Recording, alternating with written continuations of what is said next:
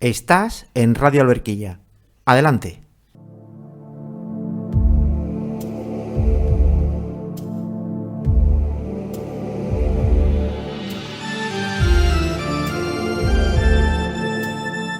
Cuarta semana de la historia. Un camino de fe con historia.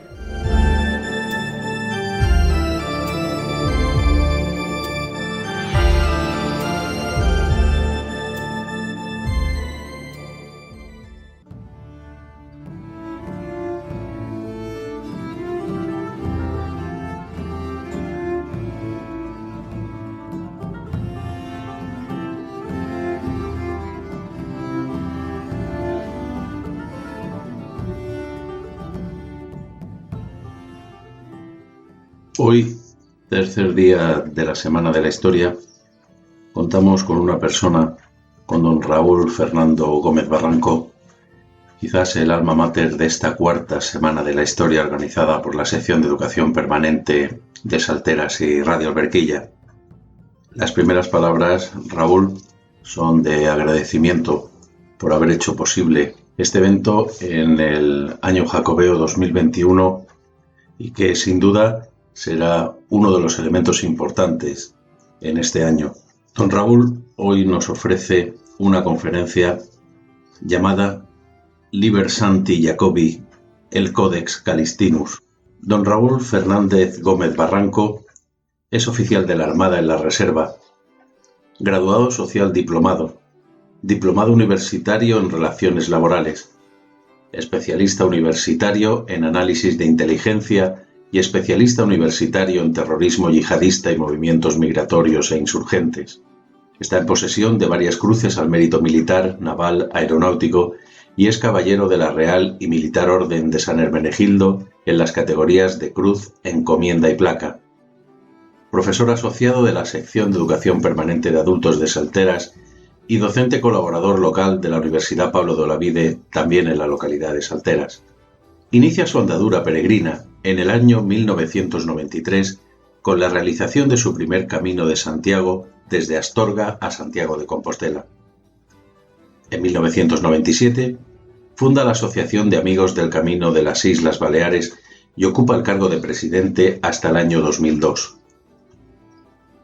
En el año 2005 funda la Asociación de Amigos del Camino de Santiago del Campo de Tarragona, en donde ocupa el cargo de presidente hasta el año 2011. Representa a dicha asociación durante el periodo de su presidencia en Tarragona en los diferentes encuentros jacobeos del Ebro y del Mediterráneo celebradas en Hospitalet de Llobregat, Calahorra, Zaragoza, Gandesa, Tortosa y Villalba de los Arcos. En el año 2006 promueve el ingreso de la Asociación de Amigos del Camino de Santiago del Campo de Tarragona en la Archicofradía Universal del Apóstol Santiago, siendo efectivo el ingreso en el año 2007. En este mismo año, ingresa como cofrade a título personal en la Archicofradía Universal del Apóstol Santiago de la Catedral de Santiago. Un año más tarde, en 2008, presenta la candidatura de la Asociación de Tarragona como sede del 9º Encuentro de Asociaciones Jacobeas del Ebro y del Mediterráneo. En el año 2009, forma parte del comité organizador del 9º Encuentro de Asociaciones Jacobeas del Ebro y del Mediterráneo, que se celebra los días 16 y 17 de mayo en la ciudad de Tarragona. En el año 2019, comienza su colaboración con la Oficina del Peregrino de la Delegación Diocesana de Peregrinaciones del Arzobispado de Sevilla. En ese mismo año, en el 2019, es colaborador y productor de varios programas sobre historia de España, historia de la literatura, historia de las religiones, historia de la filosofía, introducción al derecho constitucional, historia del Camino de Santiago y otros de carácter social y antropológico. Desde el 2020 es colaborador y productor de varios programas relacionados con el Camino de Santiago en Radiotelevisión Camino de Santiago. En cuanto a las publicaciones, en 1993 inicia su primer trabajo sobre el Camino de Santiago titulado Historia de un amor, mi Camino de Santiago. En el 2006 publica una edición limitada sobre el Camino de Santiago titulada Un viaje hacia la luz. En el 2007 presenta su trabajo El Camí de Sant Jaume de Tarragona, Brazo de Escaladei. En el 2011 publica el libro Mil ilusiones caben en poco espacio, que se encuentra pendiente de promoción y difusión debido a la pandemia. Es colaborador de varias publicaciones y revistas jacobeas y editor de varios blogs: Mil caminos en la mochila, Mil historias de la literatura, Senderos de la sabiduría. A lo largo de los últimos 28 años, ha realizado el Camino de Santiago en más de 30 ocasiones, entre las que se encontraría el Camino francés, el Camino de Tarragona, el Camino del Ebro, la Vía de la Plata, el Camino aragonés, el Camino baztanés, el Camino mozárabe, el Camino sur de Santiago, el Camino inglés, el Camino de Madrid, el Camino sanabrés, el Camino primitivo, el Camino portugués interior, el Camino portugués por la costa, variante espiritual del Camino de Santiago y el Camino de la frontera. Pues este currículum acredita no tanto la sabiduría, que la tiene, sino la experiencia y el amor que ha profesado hacia el Camino de Santiago, un camino que él en muchas ocasiones nos ha manifestado que cambió su vida, y ahora ese cambio lo hace profesando una conjura personal con el mundo de la docencia para intentar transmitir todo lo que él siente y todo lo que él investiga, en esta ocasión sobre el Camino de Santiago. Don Raúl Fernando Gómez Barranco, amigo Raúl, tienes la palabra con tu conferencia Liber Sancti Jacobi, el Codex Calistinus.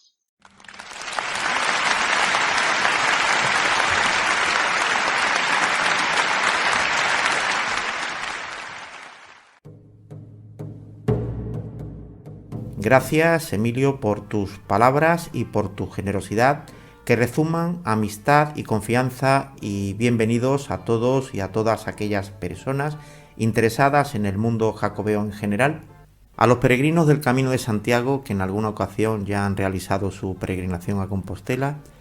a todos aquellos futuros peregrinos que también empiezan a preparar sus mochilas para iniciar por primera vez su Camino de Santiago, a la Oficina del Peregrino de la Catedral de Santiago, a la Archicofradía Universal del Apóstol de Santiago, a los albergues, asociaciones, voluntarios, fuerzas y cuerpos de seguridad del Estado que veláis por nuestra seguridad en los caminos a Santiago, a los ayuntamientos y protección civil, personas interesadas en la historia de España, alumnos y exalumnos del aula abierta de mayores en general, señoras y señores. En esta cuarta semana de la historia de Salteras me corresponde a mí hablaros del Liber Sancti Jacobi, conocido como el Codex Calistinus o Códice Calistino en castellano. Con mi intervención intentaré acercaros a todos aquellos que tengáis interés en este fenómeno de la peregrinación tan prolijo en estos últimos años, para que os hagáis una idea más aproximada de lo que supuso, tanto desde el punto de vista religioso como desde el cultural, el descubrimiento de la tumba del apóstol Santiago en Hispania. En los primeros momentos del descubrimiento de la tumba, las referencias escritas a tal evento son escasas. Es en el momento que los peregrinos franceses, los llamados jaquets, comienzan su deambular por los caminos, es cuando comienza efectivamente a hacerse esa referencia tan necesaria. En español, Códice Calistino. Este texto está escrito en un latín medieval durante las décadas centrales del siglo XII. Es el libro referencial del mundo jacobeo y el más antiguo centrado exclusivamente en esta temática. El manuscrito original, el único de las numerosas copias existentes que recibe este título, se conserva en la Catedral de Santiago de Compostela. Este texto inicial e iniciático fue impulsado desde la Iglesia compostelana allá por el siglo XII por el primer arzobispo de Santiago, don Diego Chelmires, probablemente con la intención de afianzar en cierto modo sus pretensiones de convertir la ciudad de Santiago en sede apostólica. Este obispo mandó escribir en latín el manuscrito Registrum, obra conocida también con el nombre de Historia Compostelana o Hechos de don Diego Chelmires, que es un conjunto de documentos tanto desde los orígenes de la diócesis compostelana como de su propio gobierno episcopal. Y también hizo especial hincapié en difundir los fundamentos de la peregrinación jacobea como experiencia europea. Podríamos decir sin exagerar que la obra de todas las obras, referidas como primer itinerario escrito del Camino de Santiago, es el Liber Sancti Jacobi, o más popularmente conocido como el Codex Calistinus. En las investigaciones llevadas a cabo en los últimos años, se aseguran que esta obra es la suma de una labor elaborada por el colectivo de monjes de la Orden de Cluny, con algunos retoques de clérigos gallegos que servirían en el futuro como una guía para señalar a los peregrinos todas las incidencias con las que podrían encontrarse en ese peregrinar a la ciudad de Santiago. El Códice Calixtino, tal y como lo conocemos hoy en día, se estima que pudo tardar más de 40 años en elaborarse, probablemente en el periodo de tiempo comprendido en la segunda mitad de la década de entre los años 1120 e inicios de la de 1170. Todo apunta a que el trabajo de reunir, ordenar y revisar el conjunto fue llevado a cabo en el año 1139 por el clérigo francés Aymeric Picot, originario de Patenay-le-Vieux en la región de Poitou, que aquella época fue una provincia francesa que comprendía los actuales departamentos de Vendée, Basse-Poitou, de Sèvres y Vienne-Haut-Poitou, así como el norte del Charente y una parte del oeste de Haute-Vienne, cuya capital era Poitiers. Este monje recibe en el año de 1143 la orden de presentarse en Compostela para entregar una especie de guía de peregrinos aprobada por la figura del Papa Calixto II, y de ahí su nombre de Códice Calixtino. El profesor y medievalista don Manuel Cecilio Díaz y Díaz mantiene que el Códice Calixtino más pretérito y completo es el de la Catedral de Santiago de Compostela, y que este manuscrito podría ser la consecuencia de trabajos y manuscritos anteriores que coincidirían definitivamente tras diversos sucesos en los textos que han llegado hasta nuestros días. La última versión del Códice Calixtino se habría llevado a cabo probablemente entre los años 1160 y 1170. A principios de la década de 1170, este códice se vio incrementado con una serie de himnos y poemas, con alguna nota musical y algún breve texto de contenido heterogéneo. Aunque, como hemos visto, la Iglesia compostelana intentó atribuir la confección del Códice Calixtino al Papa Calixto II, en la actualidad y tras diversos estudios prácticamente nadie pone en duda que el autor o autores son anónimos y por lo tanto se desconoce su autoría material. Casi la mayoría de las personas que han estudiado el origen de la autoría del Códice Calixtino atribuyen que solo el libro V, conocido como la primera guía del camino francés, tiene un responsable concreto, y esta responsabilidad recaería sobre el religioso francés Aymeric Picot, en el que incluso algún experto lo sitúa como coordinador o compilador de la casi totalidad de este libro, del cual os haré alguna oportuna reseña un poco más avanzada esta conferencia. Todo apuntaría, pues, que la autoría sería probablemente francesa o de personas con formación en aquel país. Se tiene conocimiento de que el obispo Chelmires tenía la costumbre de enviar a numerosos clérigos de su diócesis a estudiar a Francia, y al mismo tiempo también fomentaba el viaje de otros de aquel país con una contrastada preparación cultural, afines a la poderosa Orden de Cluny, fundada por Guillermo el Piadoso, duque de Aquitania, entre los años 909 y 910 en la región de Borgoña, perteneciente al condado de Mâcon, y con la que mantuvo casi siempre unas excelentes relaciones. Aquellos religiosos pudieron ser los autores del códice, aunque siguen existiendo multitud de dudas que impiden resolver de forma definitiva esta incógnita que resuelva la autoría definitiva de esta obra. Las miniaturas del texto compostelano no alcanzan el número y la calidad de las de otros códices medievales, pero aportan información, colorido y fluidez a las páginas.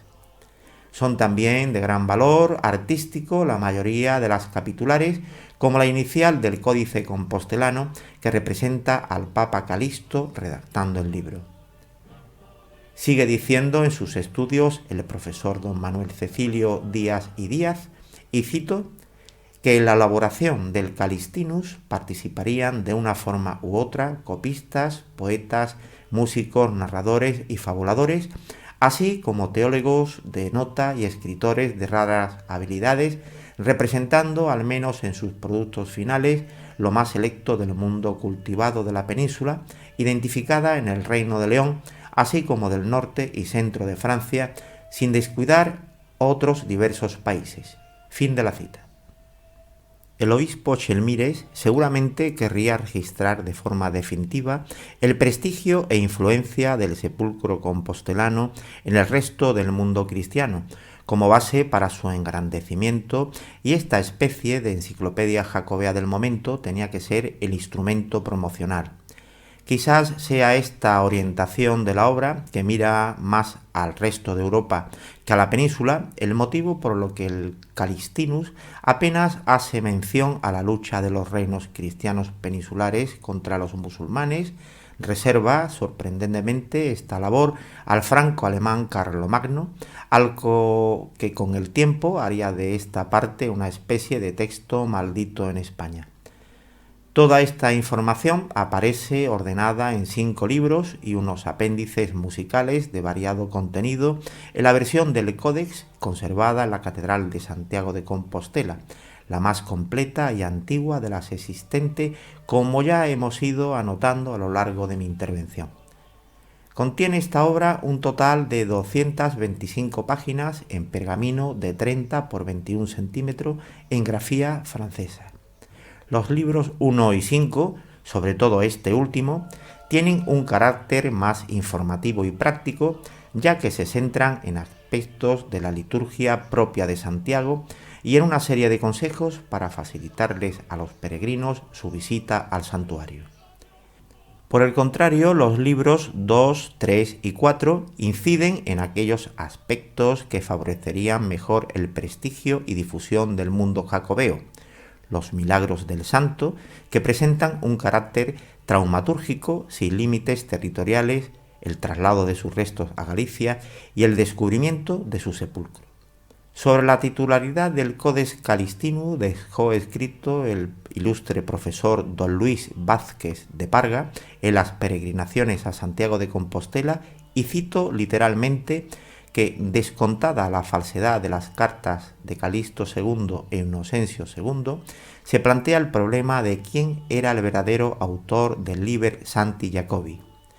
La carta falsa de Inocencio II nos pone sobre la pista verdadera al recomendar a Aymeric Picot, el donador del códice, quien a su vez aparece como autor de alguna de sus partes. Una lectura seguirá del Liber Sancti Jacobi, como es posible ya hoy gracias a la edición de Whitfield, en el ejemplar más antiguo y completo, que es el compostelano Códice Calixtino. Convence fácilmente de que cualquiera que sea el remoto origen de muchas de las piezas heterogéneas que lo componen, todas ellas han sido repasadas y arregladas por una persona en la que todo induce a reconocer al pitevino Picot, el clérigo de Patenay-le-Vieux. Continúa diciéndonos el profesor Vázquez de Parga sobre la personalidad de Aymeric Picot, y cito que de su vida y de su persona no sabemos nada, pero su obra nos hace imaginarle como un clérigo vago, familiar de los caminos que llevaban a los santuarios más concurridos desde Jerusalén a Compostela, pasando por los de Italia y Francia. Aymeric parece ser que conocía los caminos de San Leonardo, San Martín de Tours, Santa María del Puy y San Pedro de Roma. Sabe muy bien que toda iniquidad y todo fraude abunda en el camino de los santos. Podríamos casi asegurar que incluso él, refiriéndonos a Aymeric, ha frecuentado, no sabemos si por mero afán informativo, las academias de pillería que denuncia en el Puy, Saint-Gilles, Tours, Piacenza, Lucca, Roma, Bari y Barletta. Büchner señaló ya el pseudo-Turpin como un goliardo, que es un clérigo o estudiante de la Edad Media que llevaba una vida errante y moralmente desordenada, y hasta quiso identificarlo sin ninguna probabilidad con el archipoeta. Sin ser tan categórico en cuanto a la condición moral del autor del Liber Sancti Jacobi, el belga Dom Labert Baudin, a finales del siglo XIX, insinúa la posible identidad de Aymeric como canónigo de Jerusalén, que aparece por primera vez en Santiago en 1131 llevando una carta, auténtica o no, del patriarca Esteban, presentándole como colector para los santos lugares, y el aymérico Picot, que habría vuelto por segunda vez con el Códice Calistino, acompañado por un monje de Becelay, cuyo mano aparece en la colección de los Miracula, y la flamenca Giberga, que debería de conocer el estribillo del canto de los peregrinos, Erru Santiago, Groc Santiago. El profesor Vázquez de Parga sigue diciéndonos, y cito, que, como otros tantos fraudes en la Edad Media, el realizado por Aymeric habría de tener un éxito enorme. Más adelante podremos ver también con las ganas que copia el códice el monje catalán Arnaldo de Montes, del que hablaremos un poco más adelante y que lo podríamos situar hacia el año 1172. En el año 1187 lo haría también con las mismas ganas el abad del monasterio belga de Gemblours, de otro ejemplar del de Marmoutier, inmediato a Tours. La Crónica Universalis Metensis, escrita a mediados del siglo XIII y que se le atribuye a Pedro de Mayaco,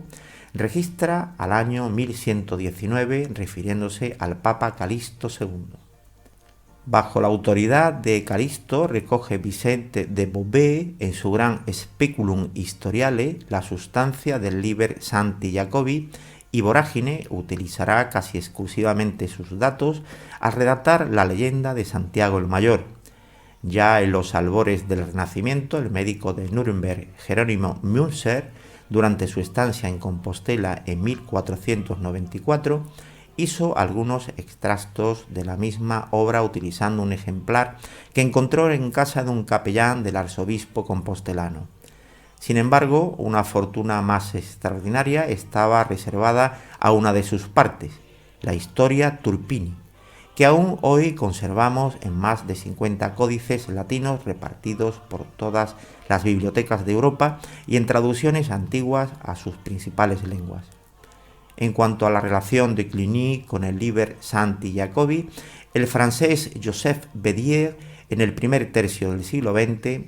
ha generalizado la opinión del origen cluniacense del Liber Sancti Jacobi ya apuntado por Dreves, no pudiendo explicarse de otro modo el auge creciente de la peregrinación compostelana, ni cómo la corriente de peregrinos que desde Francia se dirigía desde siglos hacia Roma y Jerusalén deriva un brazo tan importante hacia Compostela, manteniéndose la gloria del santuario gallego y aún acrecentándose en el preciso momento en que la empresa de las cruzadas parecía deber mantener fijas en las tierras santas las miradas de los fieles. Joseph Bédier cree que es el resultado de una obra genial de propaganda, cuyo producto sería el Liber Sancti Jacobi y cuyo origen había que buscarlo con toda probabilidad en la gran abadía de Cluny. De otra parte, el doctor López Calo sostiene, y cito, que los materiales que integran el Calistino son anteriores a la escritura del códice, aunque inmediatamente anteriores, de modo que entre la redacción y la compilación de los mismos y la copia, en este y en otros manuscritos que existen del Liber Sancti Jacobi, no pudieron mediar más que unos años. Sigue diciendo el profesor Vázquez de Parga que desde que en el siglo XI había ocupado la silla compostelana un monje de la orden de Cluny, que ostentaba en su blasón la venera de Santiago, se mostró favorable a Compostela, apoyando sus pretensiones ante la curia romana, no siempre bien dispuesta hacia ellas. Sin embargo, en el texto del Liber Sancti Jacobi no encontramos ninguna huella directa ni indirecta de su origen cluniacense, la misma indicación de que se transcribía Praesipue apum Cluniacum, y el hecho que el supuesto Calisto se dirigía en especial Sanctissimo Conventui Cluniacensis Ecclesiae, así como que varios de los pretendidos autores de los himnos sean también cluniacenses, podría obedecer al intento de reforzar la autoridad de la ficción, procurando interesar en ella a uno de los poderes eclesiásticos más fuertes de entonces, y que, efectivamente, se había mostrado siempre favorable a Compostela. En el libro cuarto, en el Pseudo Turpin, un pasaje que nunca pudo ser escrito por un cluniacense y sobre el que no recordamos se haya llamado suficientemente la atención. En el capítulo 13, en un episodio inspirado en otro del tratado de Elemosina de Pedro Damiano, se establece una gradación en santidad entre los clérigos regulares, los monjes y abades vestidos de negro, y los canónigos regulares del hábito blanco, qui meliorem sanctorum sectam tenent. Este elogio no podría en modo alguno explicarse en la pluma de un cluniacense ni en una obra escrita bajo la inspiración directa de esta orden. Sobre Arnaldo de Monte, que anteriormente les señalé, tendría que referirles que sobre el año 1172 o 1173 llegó a Compostela procedente del monasterio catalán de Ripoll, impulsado a realizar este viaje piadoso por devoción y curiosidad. Con esta peregrinación deseaba obtener el perdón de sus pecados y al mismo tiempo el ansia por conocer un lugar venerado por todas las gentes de la cristiandad. El gran monasterio de Ripoll tenía una gran biblioteca. Arnaldo de Monte, que este era su nombre de monje, curioseó los libros de la catedral compostelana, sorprendiéndole encontrar entre ellos un códice dedicado todo él al apóstol Santiago y en el que había una relación de sus milagros que no se encontraban entre los libros de Ripoll. Seguidamente decidió reproducirlo para enriquecer con la copia la biblioteca de su abadía, según el colofón que el propio Arnaldo puso a su copia. El códice se componía de 5 libros en los que se trataba de los milagros obrados por el apóstol Santiago en varias partes del mundo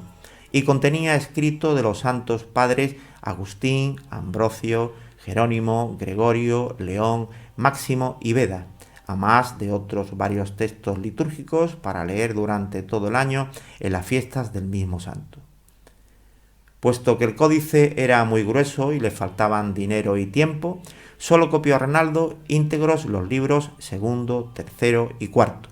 y parcialmente el primero y quinto. La descripción detenida que hace del contenido de cada uno de ellos no deja lugar a dudas sobre la identidad del manuscrito. El códice copiado por Arnaldo era seguramente el mismo que aún conserva hoy la Catedral de Santiago y que se conoce con el nombre de Códice Calixtino. Aunque ahora lo forman solo 4 libros, se guarda también allí encuadernado aparte el antiguo libro cuarto que contiene la Crónica de Turpin. Sobre las partes de que consta el Liber, dice el profesor Vázquez de Parga lo siguiente, y cito: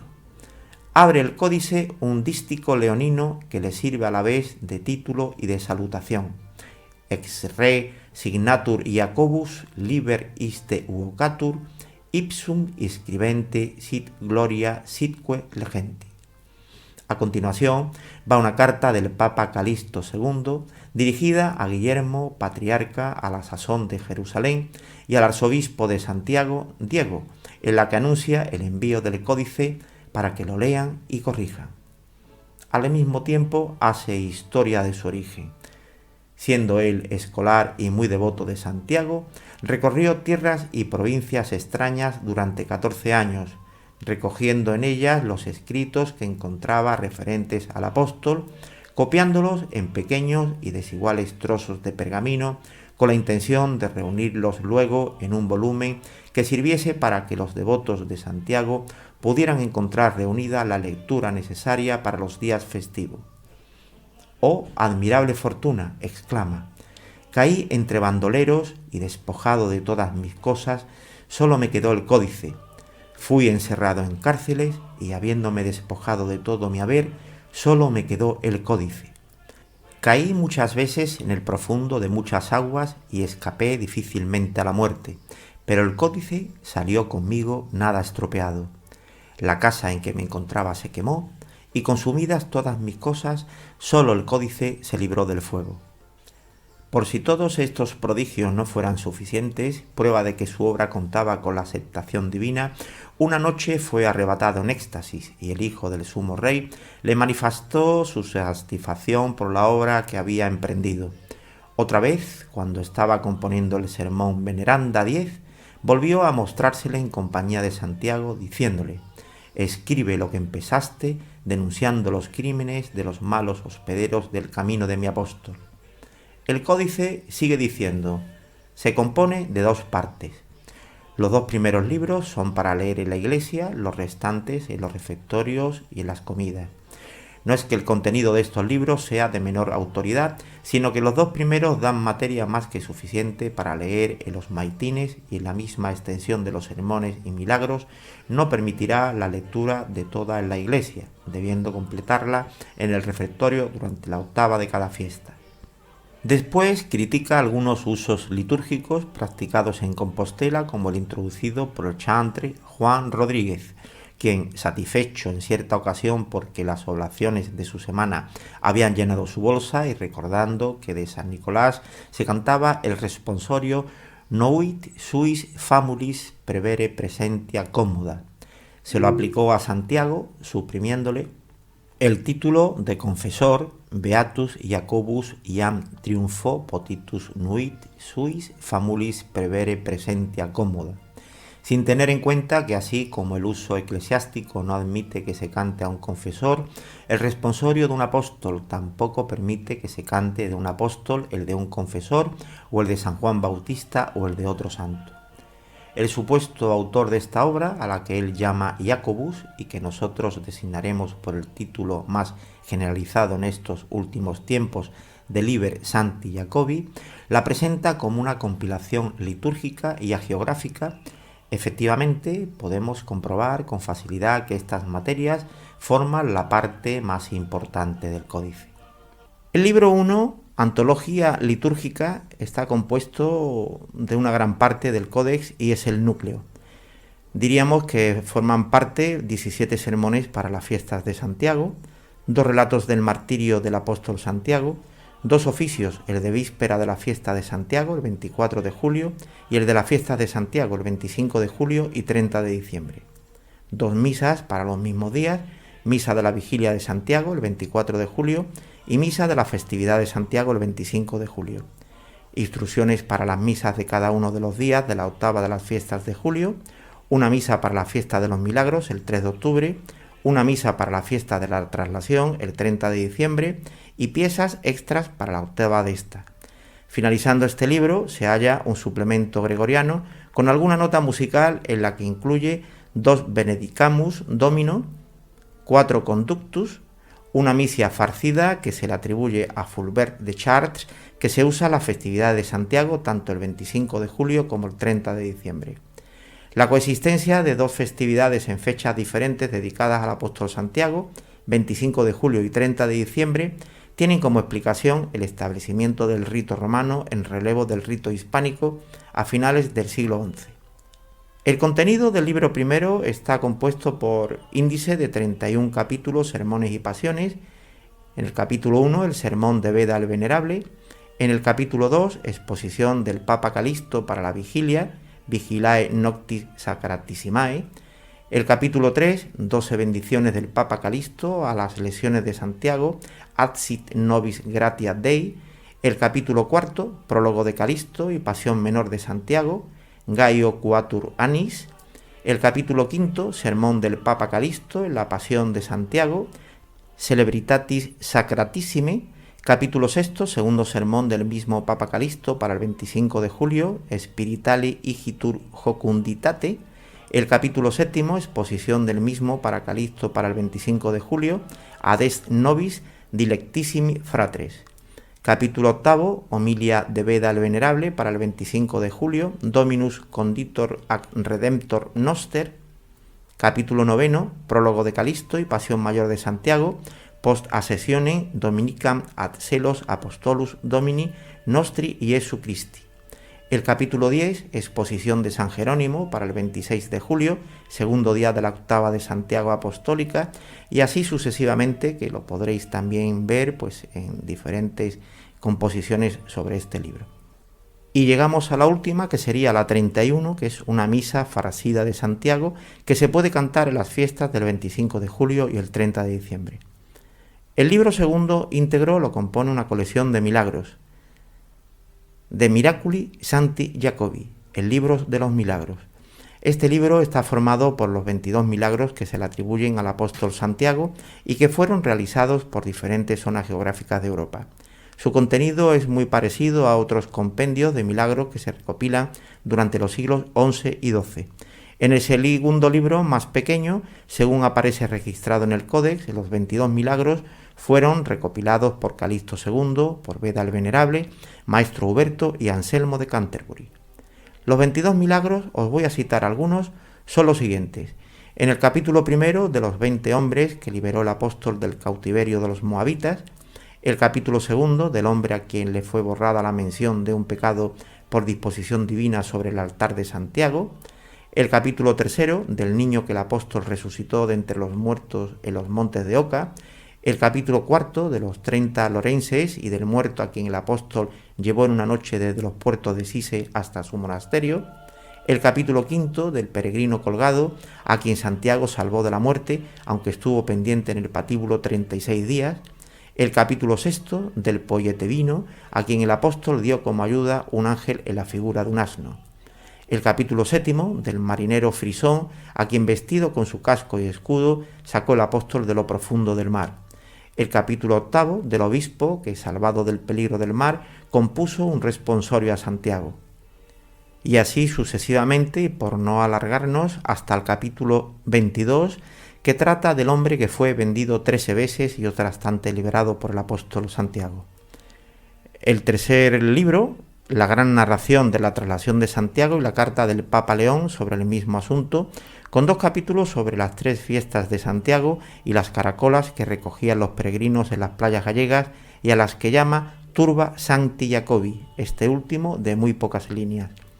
El libro 3, Libro de Traslatione Corpori Sancti Jacobi and Compostela, traducido Traslación del cuerpo a Santiago, contiene 6 folios nada más y comienza también con un prólogo y un sumario seguido de 4 capítulos.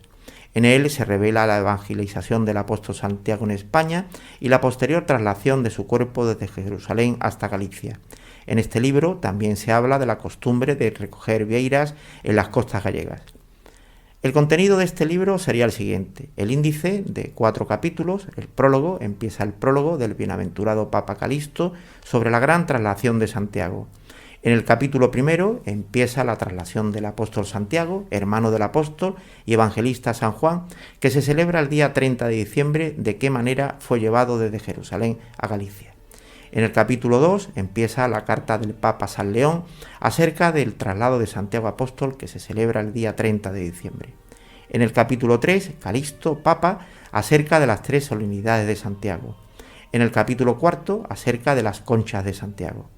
Antes de su desglose, formaba el libro 4 la historia de Caroli Magni o Historia Turpini, con la que el autor seguía manteniéndose en el terreno hagiográfico y jacobeo, por cuanto a Carlomagno y sus héroes que habían entrado en España por indicación del apóstol para librar su sepulcro se les consideraba como santos mártires.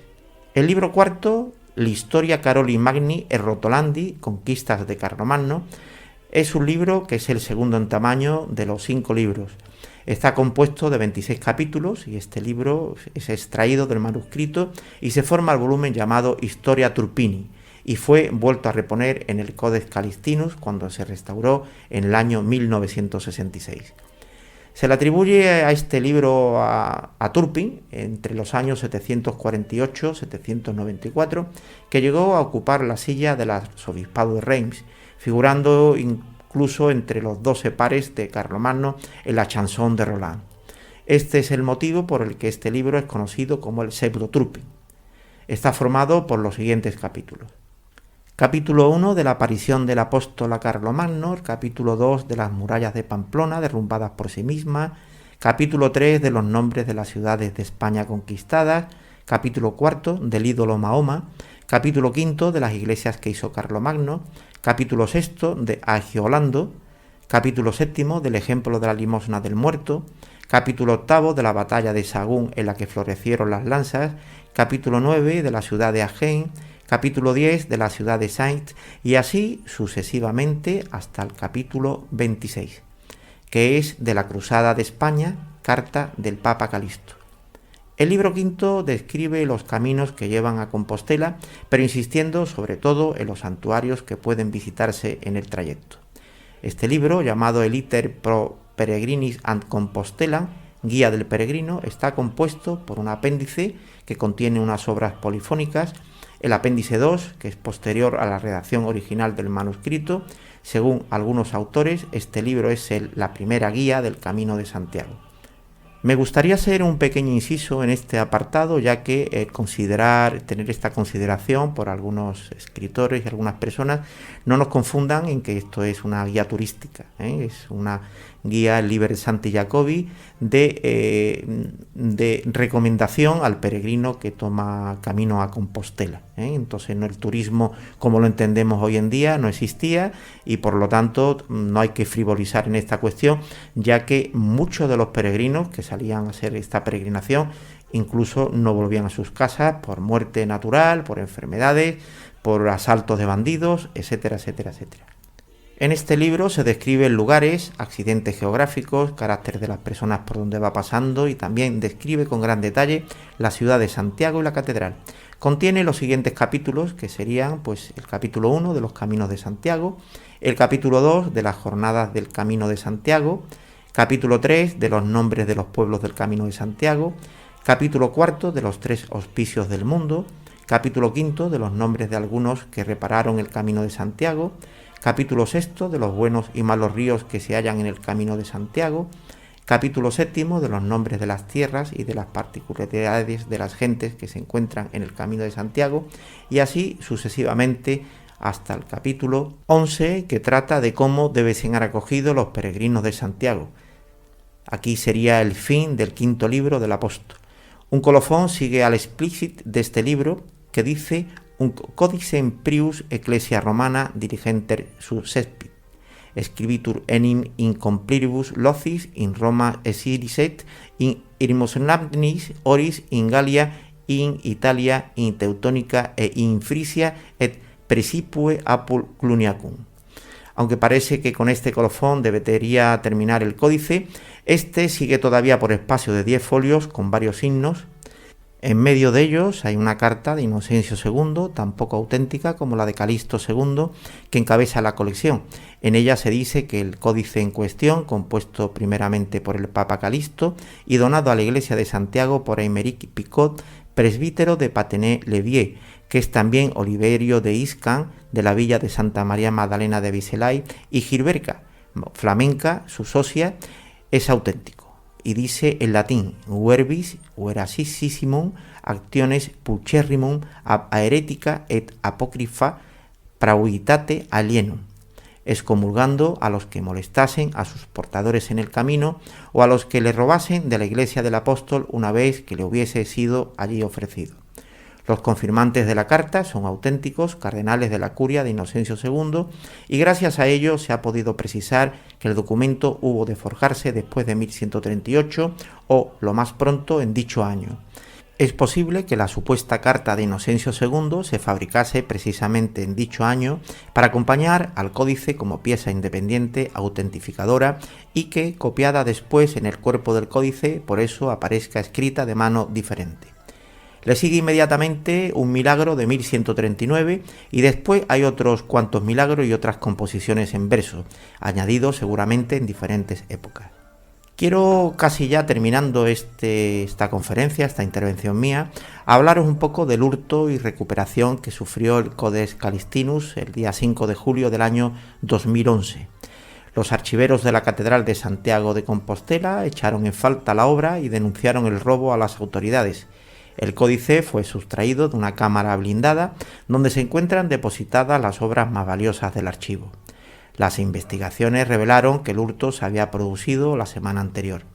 El sistema de seguridad del texto era muy riguroso, lo que había permitido mantenerlo a buen resguardo durante 800 años. La llave de la caja fuerte, sin embargo, era vigilada de un modo más laxo. Las llaves se encontraron colocadas en la cerradura de la caja que custodiaba al que se considera la mayor joya del templo compostelano.